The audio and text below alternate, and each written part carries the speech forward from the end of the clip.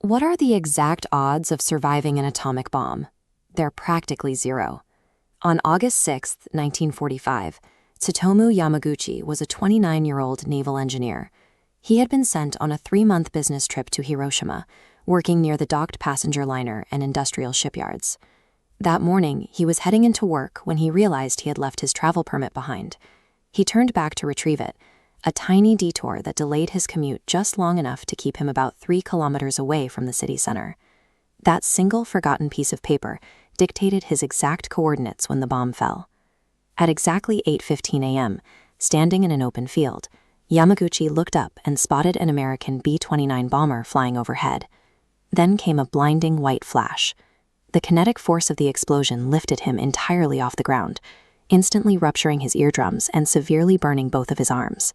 When he finally regained consciousness, the Hiroshima he knew was gone. The landscape had been leveled into a burning field of ash.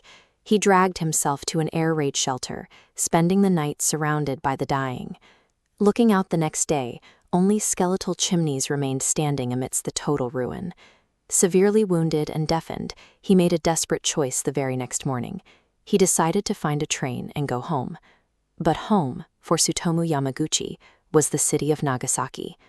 On August 8th, surrounded by other burned and bandaged survivors, he boarded a steam train, rolling over makeshift rails out of the shattered city. He arrived in Nagasaki that evening and went back to his family. Then, despite his severe burns, he woke up early the next morning and went straight back to the Mitsubishi office. In wartime Japan, you simply reported for duty. He sat in a corporate office building, expected to talk about engineering, while still processing the absolute erasure of an entire city. Yamaguchi tried to explain what he had seen. He described the single bomb and flattened city, but his manager cut him off, dismissing the story as scientifically impossible. At exactly 11:02 a.m., right in the middle of his manager's sentence, the office window suddenly erupted in blinding light. A second atomic bomb, Fat Man, was detonating over Nagasaki. Yamaguchi genuinely thought the mushroom cloud had followed him all the way from Hiroshima. Because he knew exactly what that flash meant, he immediately threw himself to the ground and found cover before the shockwave hit. That instant reaction likely saved his life again. When he looked outside, he saw the exact same nightmare. Nagasaki had been reduced to a debris-filled plain. He was standing roughly 3 kilometers from the hypocenter. Again, he had become a living statistical impossibility, enduring the same apocalyptic scenario twice in 3 days. Yamaguchi survived the month of the massive blasts, but the radiation sickness took a grueling toll.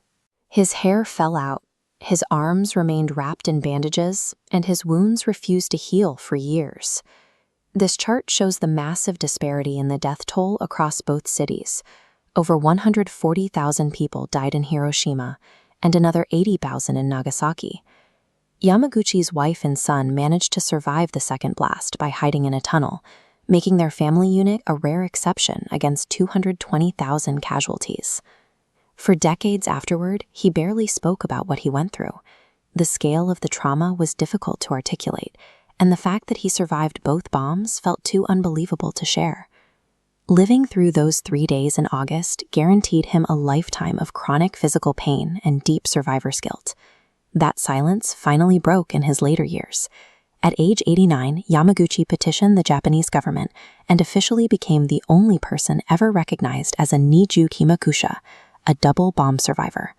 He spent his remaining time speaking publicly. He published a memoir and eventually stood before the United Nations, pleading with global leaders to abolish nuclear weapons entirely. His final public message was a stark warning. He said, "I can't understand why the world cannot understand the pain of the nuclear bomb."